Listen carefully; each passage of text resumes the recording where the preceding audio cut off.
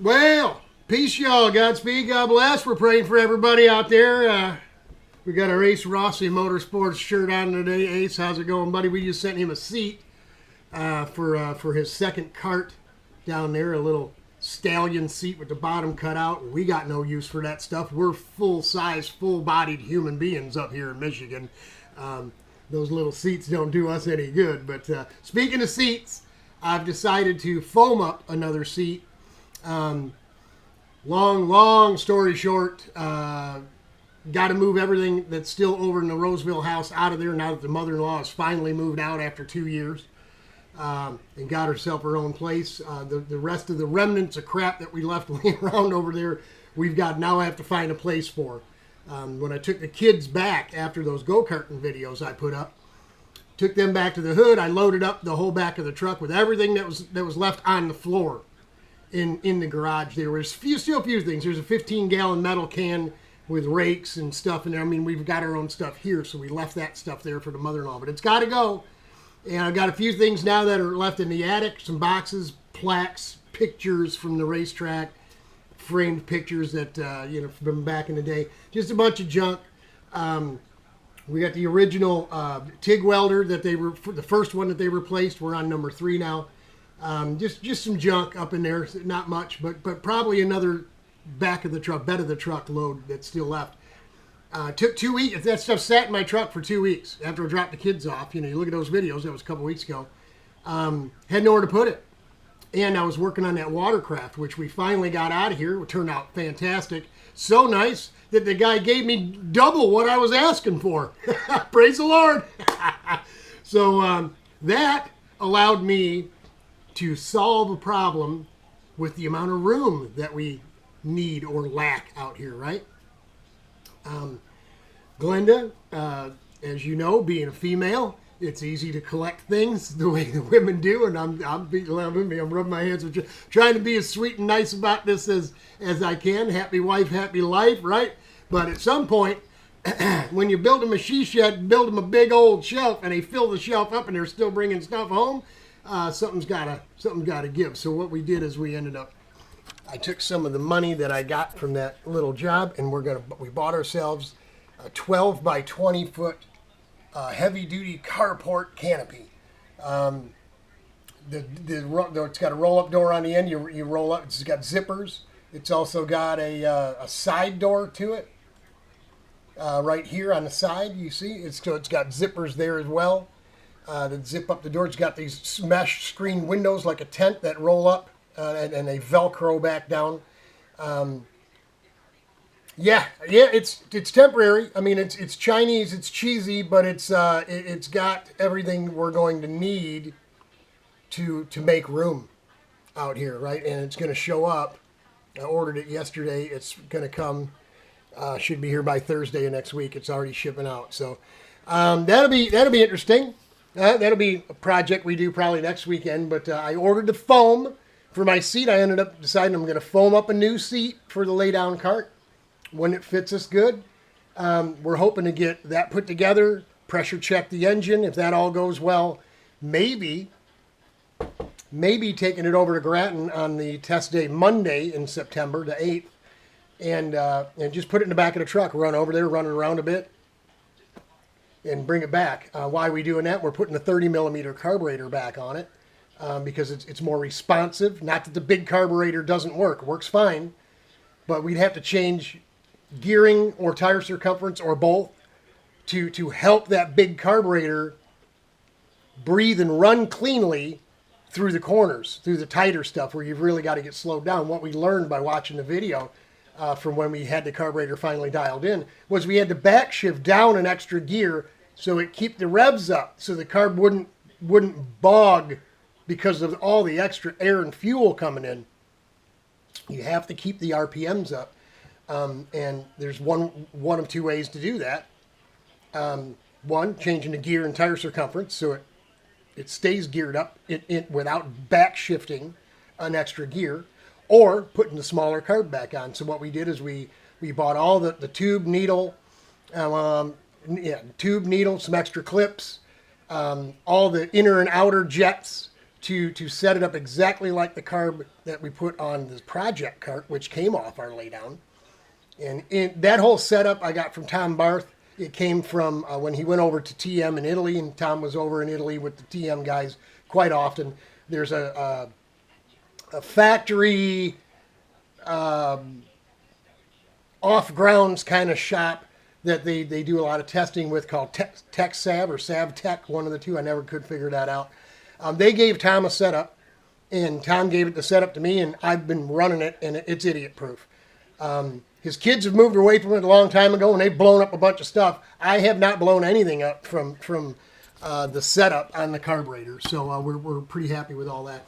We got a second carb ready to go on. We'll keep the big volume pipe on it because the reed cage is still jumbo size. The ports are still big. We're just going to put a more responsive carburetor on it for a road course and take it over to Grattan once we get a seat in it that fits us. And if everything goes well, we'll take it to Pittsburgh with us at the end of September, along with our CIK shifter cart, which we will roll, start, and race. I mean, I don't care if there's 1,000 people in that class. That Pittsburgh was fun. Thanks, Joe, by the way, Joe Wallace, to let me run that go-kart of his a couple of years ago. And that's what really got the ball rolling, keeping our back in a position and condition where we can get in and out the go-kart without hurting ourselves. Yeah, looking forward to running our own go-kart there. So that should be fun. Actually, I'm here looking at pulled up the website and looking at the garages. $285, man. But you know what? With the rain that you generally get that weekend of the year, late in September, it rains almost every year there. Ask Bob Kurkowski, he'll tell you. I'm going to bring the wife. I told the wife to take that 4-day block off of work, so Thursday and Friday for sure. She don't have to take Saturday, Sunday, but I mean, so it's 27, 20, 24, 25, 26, 27, something like that, or 25, 6, 7, 8 of September. And yeah, so we're probably going to get a garage just to keep her happy, because sitting under a tent or hanging out in a trailer while it's raining, although nice, not the ideal way to go when you got the boss with you, if you know what I'm saying. So, yeah. So we're looking at Pittsburgh. We're working on. We're going to get working on some carts. We got the extra storage unit coming, right? So, problems being solved, things getting done. I'm going to be cutting down trees. I went and picked up more skids from the lumberjack store, who piles them out in front of the store for me to come pick up. Yeah, I've got 2, 4, 6, 8. 10 or 11, 12 full-size skids all out around the back of the garage. So when I start cutting those trees down and cut it into pieces this big, right, we're going to stack it up so it dries up, and then we'll just burn it probably next summer. But, yeah, we're going to have we want to get it up off the ground so it doesn't get wet and get all mucked up and muddy like that pile that we burned up out back that was out there forever. But so that's what we got going on. We've gotten a hold of the doc. We sent a message to the doc first thing this morning. We want to get our blood drawn again. Now that we're down 40 full pounds from 262, we're right on down. Actually, I've been seeing some teens here and there. So 216, 219. Oh yeah. Could we? I don't know if we can get to 200 by the time Pittsburgh rolls around, but we might. Boy, wouldn't that be something? I've got the K1 carbon fiber rib deal. I'm going to need it for the CIK cart, that big jumbo seat I got in there. But I love that seat, so comfortable. So there you go. We're working on a bunch of things, trying to get things worked out and everything in its place and a place for everything. Had the back, like I said, I had the back of the truck filled for 2 weeks after I took the kids back after the go-karting videos, because I didn't have anywhere to really put that stuff, and I was working on that watercraft to get it done and get it out of here. So now that we're back to just our issues with the grounds, so to speak, I've been doing a little push mowing here and there, and I did a cut to side 40 the other days, and over the back isn't really growing all that much, but out along the road. So maybe I'll get out there and just buzz up and down the side of the road real quick today. Maybe not now. I think I want to get my Ace Rossi racing outfit dirty. I think maybe I'll take the day off. It's Friday. It's Saturday or Sunday somewhere. But that's it. We got a bunch of stuff going on. We're super excited about the little building, the temporary building we got coming, and where we're gonna put it, and how we're gonna get it all set up, and storing some junk out there for the winter. The lawnmower won't have to come in the garage, so we'll have room. Thinking about taking all the brake component, tearing apart the four banger, and maybe the Yamaha if we don't end up really being able to take that thing down to Daytona. If we know we can't do it, we'll disassemble, and we'll throw the frames in the trash, and we'll put all the components. We'll take pictures of it and box everything up. Get the boxes stored up on the shelf, and that way we can post the pictures for sale. Then if somebody wants something, we take the box down, we smack a label on it, and out the door it goes. Other than that, we need the room, and if we can't get $300 for a running go-kart with 4 gallons of alcohol for you to run it around for, run all summer on 4 gallons of alcohol, then you know what? We don't want to trash this stuff, but we got nowhere to keep it. And you don't want to leave the brakes on the go-kart, brake fluid, brakes and stuff like that out in the freezing cold in the winter out there in that storage thing, and it's going to get cold out there. So removing the parts and pieces is really our only, the only thing we've got left to do and to make room and have the physical space. We'll see. We'll just have to see how it goes. But that's it from the RPM Global Worldwide Engineering Department. We're wearing clean clothes today. We're not really working. So Godspeed, God bless. Steve and Jan.